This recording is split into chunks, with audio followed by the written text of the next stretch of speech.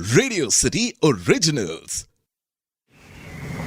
मंदिर मंदिर मंदिर मंदिर मंदिर मंदिर मंदिर मंदिर मंदिर मंदिर मंदिर आस्था का प्रतीक यही, मन को शांति मिले यही, निराशा में आशा मिले यही, जगमाता और पिता मिले यही। मंदिर धरोहर भारत की, मंदिर धरोहर भारत की।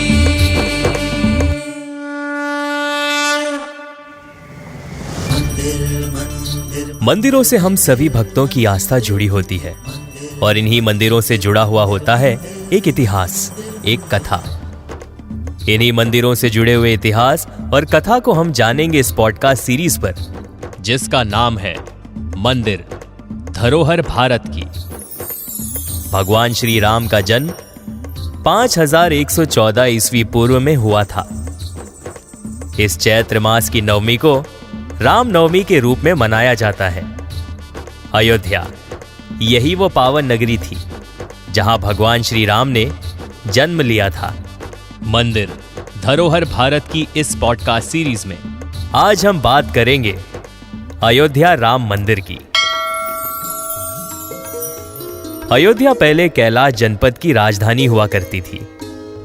महर्षि वाल्मीकि के लिखे रामायण बालकांड में एक उल्लेख मिलता है कि अयोध्या 12 योजन लंबी और 3 योजन चौड़ी थी। महर्षि वाल्मीकि रामायण में अयोध्या का वर्णन विस्तार से किया गया है। रामायण में अयोध्या नगरी के सरयू तट पर बसे होने और उस नगरी के भव्य एवं समृद्ध होने का उल्लेख मिलता है। वहां चौड़ी सड़कें और भव्य महल थे, बगीचे व आम के बाग भी थे। चौराहों पर लगने वाले बड़े बड़े स्तंभ थे। हर व्यक्ति का घर राजमहल जैसा था।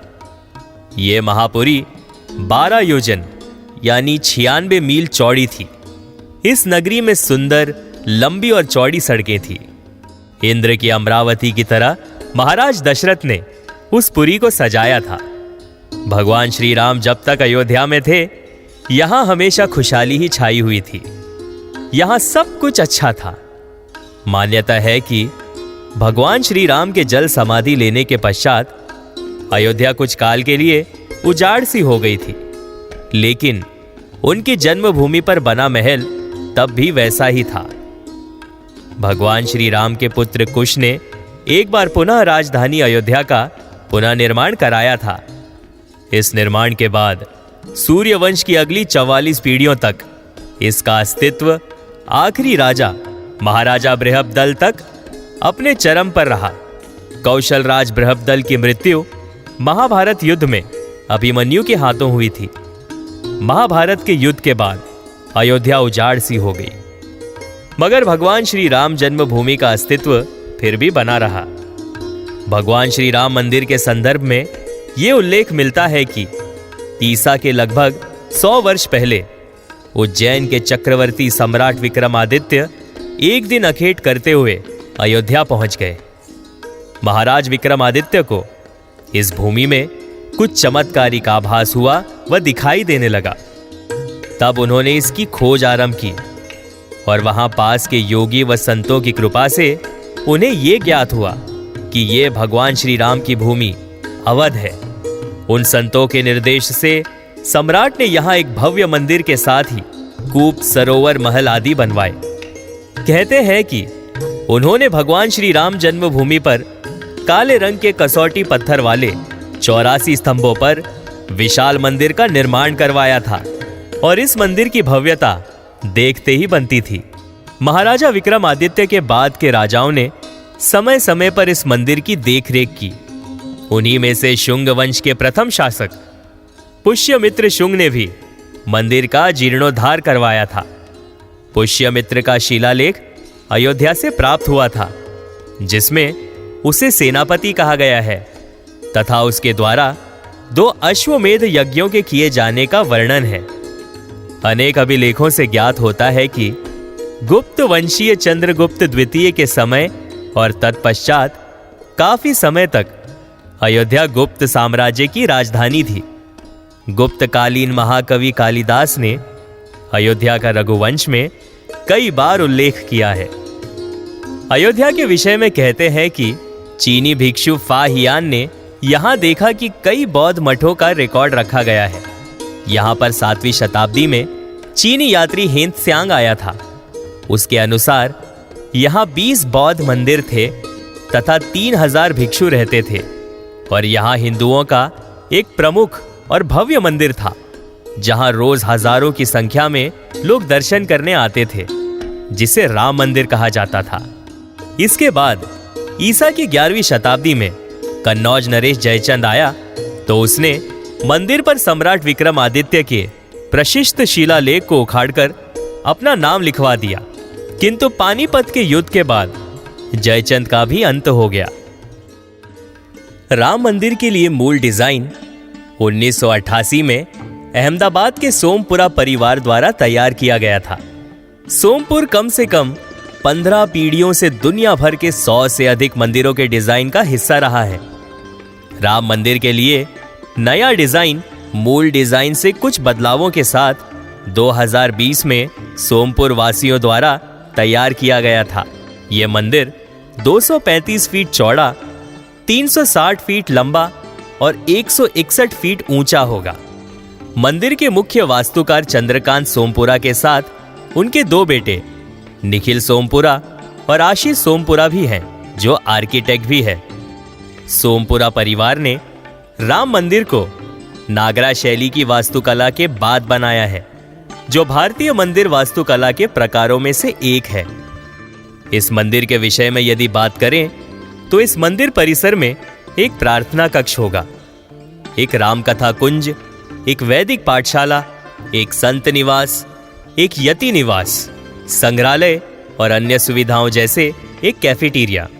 एक बार पूरा होने के बाद इस मंदिर का परिसर दुनिया का 3रा सबसे बड़ा हिंदू मंदिर है। प्रस्तावित मंदिर का एक मॉडल 2019 में कुंभ मेले के दौरान प्रदर्शित किया गया था। कर्नाटक के जाने माने मूर्तिकार अरुण योगीराज की बनाई गई रामलला की मूर्ति की प्राण प्रतिष्ठा अयोध्या में निर्मित भव्य राम मंदिर में लगाई गई है। कर्नाटक के मूर्तिकार योगीराज अरुण द्वारा बनाई गई मूर्ति को 22 जनवरी को राम मंदिर में प्राण प्रतिष्ठा के लिए अंतिम रूप में लगाया गया है और इस मंदिर को लेकर भक्तों में हर्षोल्लास है, क्योंकि इस मंदिर का 500 साल बाद पुनः निर्माण हुआ है और इस लंबे इंतजार के बाद भगवान श्री राम अपने सिंहासन पर विराजेंगे। अयोध्या के प्राचीन सिद्धपीठ हनुमानगढ़ी सबसे प्रसिद्ध हनुमान मंदिर माना जाता है। कहते हैं कि ये वही जगह है जिसे भगवान श्री राम ने लंका से लौटने के उपरांत अपने प्रिय भक्त हनुमान को रहने के लिए दी थी और इस मंदिर की स्थापना करीब 300 साल पूर्व स्वामी अभय राम जी ने की थी। इस मंदिर के विषय में ऐसी मान्यता है कि अयोध्या में आने से पहले हनुमानगढ़ी में विराजित हनुमान जी के दर्शन करने चाहिए। वो इसलिए क्योंकि जब भगवान श्री राम ने हनुमान जी को रहने के लिए जगह दी थी तब उन्होंने कहा था, अयोध्या में आने पर भक्त सर्वप्रथम भगवान हनुमान जी के दर्शन करें। अयोध्या में हो रहे रामलला की प्राण प्रतिष्ठा समारोह में भगवान श्री राम का जलाभिषेक होगा, जिसमें 156 देशों के पवित्र जल से रामलला का अभिषेक किया जाएगा। इसमें सबसे ज्यादा आश्चर्य की बात यह है, मुगल शासक बाबर की जन्मभूमि उज्बेकिस्तान से भी जलाभिषेक के लिए जल आया है। सूत्रों के मुताबिक दुबई चीन के साथ साथ महाद्वीप अंटार्कटिका के अलावा पाकिस्तान से भी रामलला के अभिषेक के लिए जल लाया गया है। अयोध्या में राम मंदिर गर्भगृह में भगवान राम और माता सीता यानी जानकी की मूर्ति स्थापित की जाएगी और इस मूर्ति को शालीग्राम पत्थर से बनाया जाएगा और यह पत्थर नेपाल से अयोध्या लाया जा रहा है। नेपाल की गंडकी नदी से 2 बड़ी और विशाल शालीग्राम शिलाओं को निकाला गया है। इसका वजन 26 और 14 टन बताया जा रहा है। गुजरात के बड़ोदरा से 3610 किलो वजन की 108 फीट लंबी अगरबत्ती अयोध्या राम मंदिर प्राण प्रतिष्ठा समारोह के लिए पहुंचाई जा रही है। अगरबत्ती को तैयार करने में लगभग 6 महीने का समय लगा है। अगरबत्ती में अनेक प्रकार की जड़ी बूटियों के साथ साथ गाय का गोबर और गाय के दूध से बनी घी भी लगाया गया है। अगरबत्ती लगभग 1.5 महीने तक चलेगी और 50 किलोमीटर के क्षेत्र में अपनी खुशबू फैलाएगी। इस अगरबत्ती की चौड़ाई करीब 3.5 फुट है। हम भगवान श्री राम से यही प्रार्थना करते हैं कि वे सदैव अपने भक्तों पर अपनी कृपा बनाए रखें और उन्हें सदैव स्वस्थ रखें, खुश रखें। तो ये थी अयोध्या राम मंदिर से जुड़ी हुई कुछ बातें। आप सुन रहे थे मंदिर धरोहर भारत की, ओनली ऑन रेडियो सिटी।